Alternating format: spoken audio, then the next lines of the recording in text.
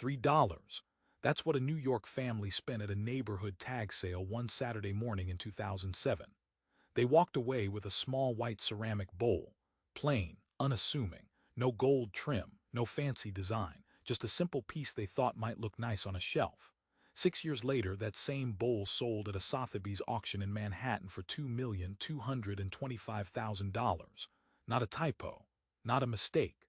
Over $2 million for a $3 bowl. This is not a story about antique dealers hunting treasure. This is not a story about experts flipping collectibles. This is a story about an ordinary family who stumbled into one of the most jaw-dropping windfalls in auction history, purely by accident. And the craziest part, they had no idea what they owned until someone else told them. Let's talk about how a single impulse purchase at a tag sale turned into a moment that made international headlines. Picture a typical New York weekend morning. A family walks through their neighborhood, maybe grabbing coffee, maybe running errands. They spot a tag sale, tables full of odds and ends, old books, used kitchenware, random decorations someone decided they didn't need anymore. Nothing fancy, nothing glamorous, just the kind of sale you pass every weekend without thinking twice. They slow down, browse a little, and there it is on one of the tables, a small white bowl, delicate, simple, kind of elegant in a quiet way. The price tag says $3. $3 for something that looks nice enough to display, maybe use for keys, maybe just sit on a bookshelf and catch the light. It's not an investment, it's not a calculated risk. It's just a thing that costs less than a latte. They buy it. No second thoughts, no deep research. No reason to believe this bowl is anything other than what it appears to be, a decorative piece someone no longer wanted. And for 6 years, that's exactly what it is. It sits in their home, part of the background, part of the everyday landscape of their life. A $3 object that blends into the furniture. The odds of buying something at a tag sale and discovering it's worth millions, astronomical. You're more likely to get struck by lightning twice than to walk away from a yard sale with a seven-figure artifact. But here's the thing about odds. They don't care what you think is possible. Fast forward to sometime around 2012 or 2013. The family decides to have their bowl looked at. Maybe they're curious. Maybe they're downsizing. Maybe someone mentions it looks old and they want to know more. They bring it to Sotheby's. Not because they think they're sitting on a fortune. Not because they suspect they have a priceless artifact. Just because they want an expert opinion. And that's when everything changes. The specialists at Sotheby's take one look and go quiet. They examine the bowl closely, study the glaze, analyze the form, check every angle, and then they deliver the news that sounds like fiction. This isn't just an old bowl. This is a rare piece of Chinese ware from the Northern Song dynasty. Translation: it's roughly 1,000 years old. The Song dynasty ran from 960 to 1127.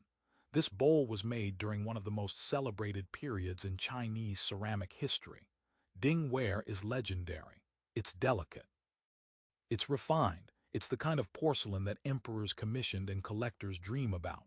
And this family bought it at a tag sale for $3. Let that sink in.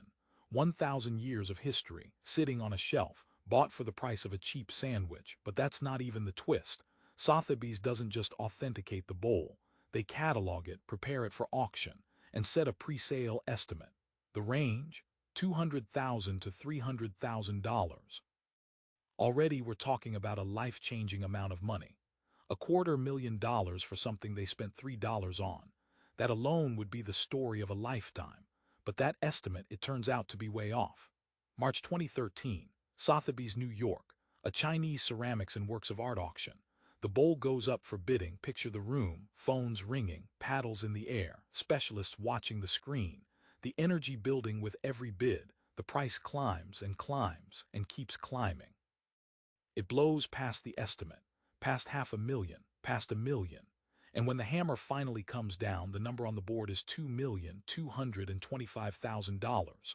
The buyer, a London dealer named Giuseppe Eskenazi, a respected name in Chinese art. The sellers, a private New York family whose names were never publicly disclosed. But the number, that number made headlines around the world.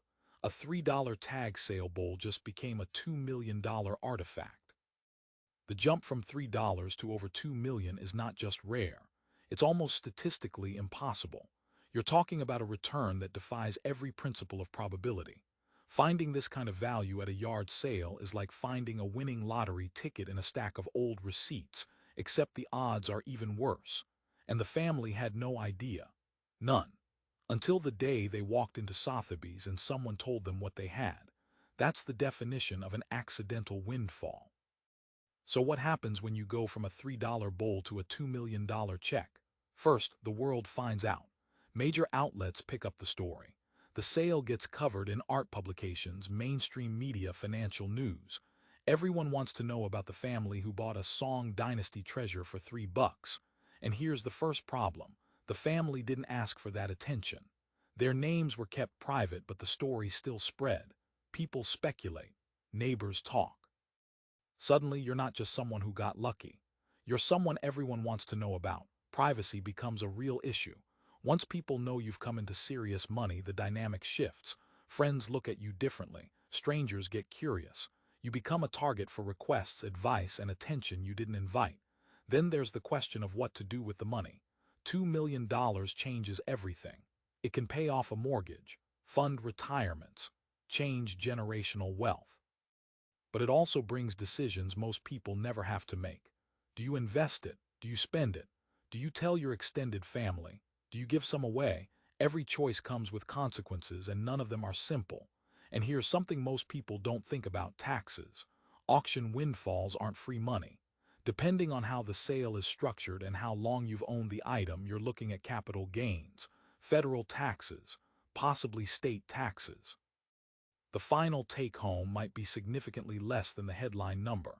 This family walked into a moment that sounds like a dream, but dreams come with logistics, and logistics come with stress. The bowl itself tells another story. The fact that it ended up at a tag sale in New York means someone, at some point, didn't know what they had. Maybe it was passed down through generations. Maybe it was bought decades ago and forgotten. Maybe it changed hands so many times that its true value got lost in the shuffle. Cultural heritage works that way. Objects travel, stories fade. And sometimes history gets buried in plain sight until someone accidentally stumbles over it. The family did the right thing. They brought it to experts. They went through proper channels. They let Sotheby's handle the authentication and sale. No shortcuts. No shady dealers. No back alley transactions. Even doing everything right doesn't erase the pressure. Suddenly, you're part of a narrative you didn't write.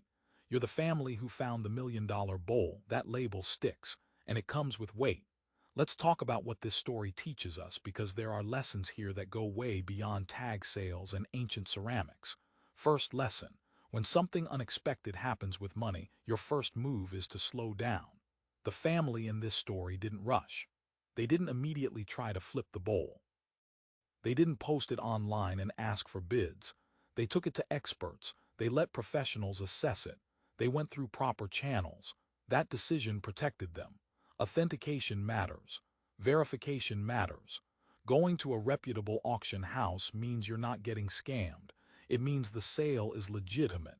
It means you have documentation and a clear chain of custody. When money shows up out of nowhere, whether it's an object, an inheritance, a windfall, or anything else, the instinct is to act fast, to make decisions, to spend, to share, to solve problems. But speed is your enemy. Take time to understand what you have. Get professional advice. Consult people who know more than you do. Don't let excitement override caution. And here's the other part of this lesson: privacy is a form of protection. The family in this story kept their names out of the press. That wasn't an accident, that was a boundary. Once your name is attached to a big number, you lose control. People start making assumptions. They start asking questions. They start showing up with ideas about how you should use that money. Protecting your privacy isn't selfish, it's strategic. It gives you space to think, space to plan, space to make decisions without pressure. If you ever come into unexpected money, whether it's 3,000 or 3 million, think carefully about who you tell. Not everyone needs to know. Not everyone will react the way you hope. And once the information is out there, you can't take it back. This family understood that. They let the story be about the bowl, not about them. That gave them breathing room. That gave them options. Slow down, get expert help, guard your privacy. Those aren't exciting steps, but they're the ones that protect you when life suddenly changes. Second lesson, windfalls don't solve problems unless you have a plan. $2 million sounds like the end of all stress. It sounds like freedom, and in some ways it is. But money without direction is just chaos waiting to happen. Let's say you're the family in this story. You just received a check that could change your life. What do you do first? The answer isn't buy a car. The answer isn't book a vacation. The answer isn't even pay off debt, at least not immediately. The answer is pause and plan. Big money decisions require structure. You need to understand your tax obligations. You need to figure out how much you're actually keeping after the government takes its share. You need to think about your long-term goals, not just your short-term wants. If you've got debt, yes, paying it off might make sense. But which debt? High-interest credit cards, student loans, mortgage, the order matters, the strategy matters. If you want to invest, what's your risk tolerance? What's your timeline? Are you looking for growth or stability? If you want to give money away to family or charity, how do you structure that so it doesn't create dependency or resentment? These aren't questions you answer in a weekend. These are questions that require time, thought, and often professional guidance. A financial planner, a tax advisor, an attorney. These people cost money up front, but they save you from making mistakes that cost way more down the line. And here's the hardest part, saying no. When people find out you have money, they'll have ideas. Friends will pitch business ventures. Family will ask for help. Strangers will contact you with causes and opportunities. Some of those requests will be genuine. Some will be manipulative. All of them will feel urgent. Learning to say no kindly but firmly is one of the most important skills you can develop when money suddenly enters your life. You can't save everyone. You can't fund every idea. You can't make everyone happy. What you can do is protect your future. Make decisions that reflect your values. Build something stable instead of burning through a windfall because you felt obligated to say yes. The family in this story had a choice. They could have let the moment consume them. They could have made impulsive decisions. They could have let the attention and pressure derail them. Instead, they stayed private. They stayed grounded. They let the process unfold properly. That's not luck. That's discipline. And discipline is what turns a windfall into a foundation instead of a firework. So here's what this story really is. It's not about antiques. It's not about auctions. It's not about hunting for treasure or learning to spot rare ceramics. It's about the moment when life breaks the script. One family walked into a tag sale with no expectations. They spent $3. They walked away with a bowl. And 6 years later, that bowl rewrote their financial future. They didn't search for it. They didn't plan it. They didn't even know it was possible. And that's what makes this story so powerful. Because it reminds us that sometimes the most extraordinary things happen when we're not looking. But here's the real takeaway. The windfall wasn't the bowl. The windfall was what they did with the moment. They asked for help. They trusted experts. They protected their privacy. They didn't rush. They didn't panic. They made decisions that honored the gravity of what they'd stumbled into. And that's the difference between a moment that changes your life and a moment that derails it. Most of us will never find $1 million artifact at a yard sale. The odds are just too slim. But all of us will face moments when something unexpected happens. A bonus, an inheritance, a surprise opportunity. What we do in those moments defines what comes next. Do we slow down or speed up? Do we ask for help or go it alone? Do we protect our peace or let the noise take over? Those choices matter more than the money itself.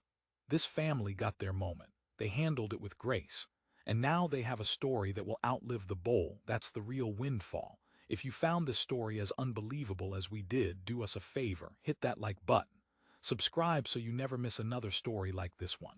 And share this video with a friend who loves true stories that sound too wild to be real. Because these moments happen. They're rare. They're unpredictable, but they're out there. And we're here to tell you about every single one. Now here's the question we want you to answer. Drop a comment and let us know. If you suddenly came into $2 million tomorrow, completely out of nowhere, what's the very first thing you'd do with it?